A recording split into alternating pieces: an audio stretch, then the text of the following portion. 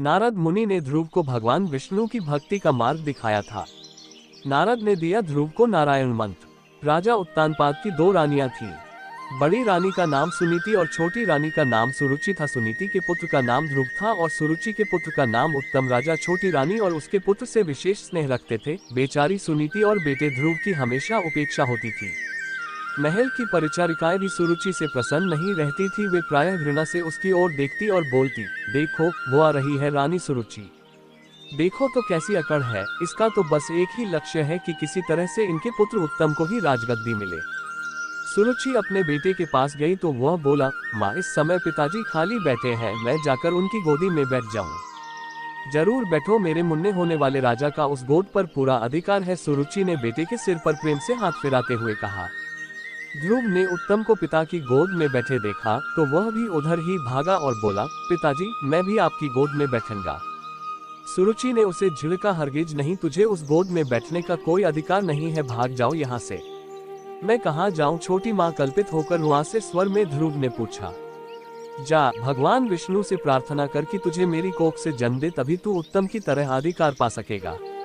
दुखी ध्रुव बिलखता हुआ अपनी माँ के पास पहुंचा। माँ ने उसे गोद में उठाकर प्यार से पूछा, रो क्यों रहा है मेरे लाल? ध्रुव बोला, माँ माता सुरुचि कहती है कि पिताजी की गोद में बैठने का मुझे कोई अधिकार नहीं है। वे कहती है कि केवल उत्तम ही पिता की गोद में बैठ सकता है। वे ठीक कहती हैं। पुत्र सुनीति बोली और बेटे को कलेजे से लगाए भीतर ले गई। ध्रुव ने पूछा, माँ मैं तो क्षत्रिय राजकुमार हूँ ना? हाँ, मेरे बेटे सुनीति ने जवाब दिया। अपनी माँ की गोद में चैन से बैठा बालक ध्रुव कुछ सोचता रहा, फिर बोला, माँ माता सुरुचि ने कहा कि अगर पिता की गोद में बैठना चाहता हूँ तो भगवान विष्णु से प्रार्थना करनी पड़ेगी। क्या सचमुच भगवान विष्णु मेरी मदद करेंगे माँ? हाँ, मेरे बेटे भगवान शरणागत को कभी निराश नहीं करते, तब तो मैं उनके दर्शन अवश्य करूंगा, ध्रुव ने दृढ़ स्वर में कहा। ध्रुव जब अगले दिन वन में जाने को तत्पर हुआ तो उसकी माता ने आशीर्वाद दिया, जाओ मेरे लाल, उनके सिवा और कोई हमारी मदद नहीं कर सकता। उनके दर्शन कर पाना सरल बात नहीं है, किंतु तुम सच्ची तपस्या करोगे तो अवश्य सफलता मिलेगी। मुझे सफलता अवश्य मिलेगी माँ। बालक ध्रुव दृढ़ निश्चय के साथ बोला, मैं जाता हूँ अब और भगवान विष्णु के दर्शन किए बिना नहीं लौटूंगा। फिर मैं अपने पिता और दादा से भी बड़ा राजा बनूंगा। कहते हुए वह वन की ओर चल पड़ा।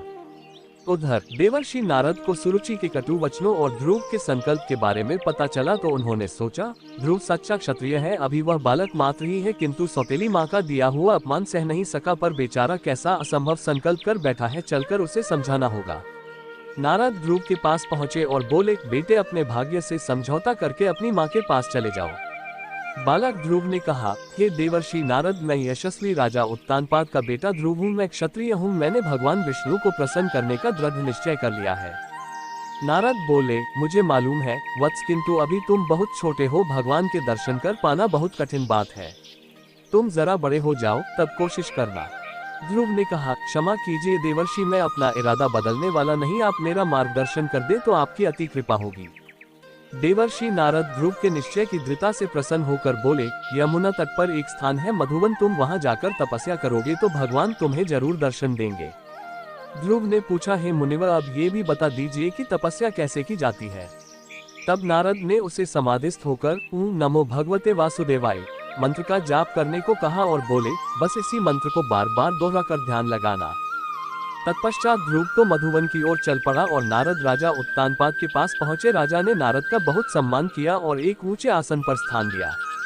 नारद ने महसूस किया कि राजा ने यद्यपि बड़े आदर के साथ उनका सत्कार किया है, तथापि उनका चित्त कहीं और भटक रहा है। इस पर नारद जी ने पूछ लिया, राजन आप किस चिंता में पड़े हैं? राजा ने कहा, देवर्षि मैं बहुत नीच और स्वार्थी हूँ। सुरुचि ने कर्कश वचनों का प्रयोग कर बेचारे ध्रुव को घर से भगा दिया और मैं अभागा कुछ भी नहीं बोला है। वह बेचारा अकेला जंगलों में भटक रहा होगा, नन्ही सी जान को जंगली जानवर फाड़कर खा जाएंगे। नारद ने राजा को आश्वासन देते हुए कहा, डरो मत राजन, स्वयं भगवान विष्णु तुम्हारे पुत्र की रक्षा करेंगे।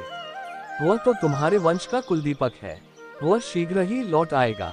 ध्रुव मधुवन पहुंचा और एक वृक्ष के नीचे पत्थर की बनी भगवान की प्रतिमा के आगे समाधिस्थ होकर बैठ गया। उसने मन ही मन नारद के बताए मंत्र का जाप करना शुरू कर दिया। पहले महीने उसने केवल फल खाकर निर्वाह किया, धीरे धीरे उसने फल भी छोड़ दिए और केवल घास पात खाने लगा। 3 महीने के बाद उसने घास पात खाना भी छोड़ दिया और सिर्फ हवा के सहारे जिंदा रहने लगा। वह निरंतर ओम नमो भगवते वासुदेवाय का मंत्र दोहराता रहता।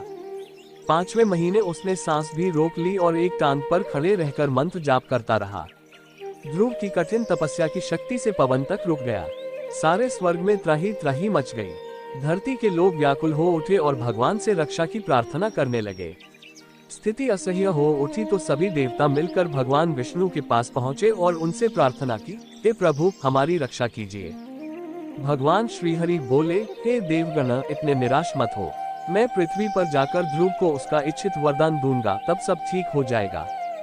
उधर ध्रुव की तपस्या जारी थी। वह सोच रहा था कि हे प्रभु कभी मुझे लगता है कि आप मुझे मिल गए, पर तभी आप अंतर्धान हो जाते हो। क्या मेरी पूजा अभी अधूरी है? आप मुझसे रुष्ट हो प्रभु तो मैं अपना तप फिर से नए सिरे से करूंगा। ध्रुव ने जैसे ही आंखें खोली उसने साक्षात भगवान विष्णु को अपने सम्मुख खड़े पाया। अब तो वह हर्ष के साथ जोर से चीख उठा और उनके पैरों में गिरकर बोला, हे मेरे प्रभु, आखिर आपने मुझे दर्शन दे ही दिए। भगवान बोले, ध्रुव तुम मधुवन में क्यों आए हो यह मुझे मालूम है।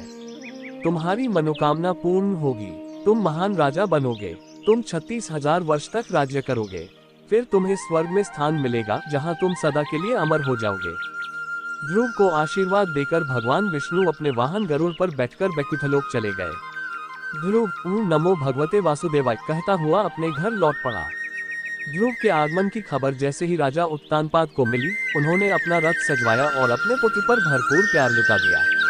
फिर ध्रुव जैसे ही बालिग हुए, राजा उत्तानपाद ने उन्हें सिंहासन सौंप दिया और वे स्वयं वानप्रस्थ आश्रम में चले गए।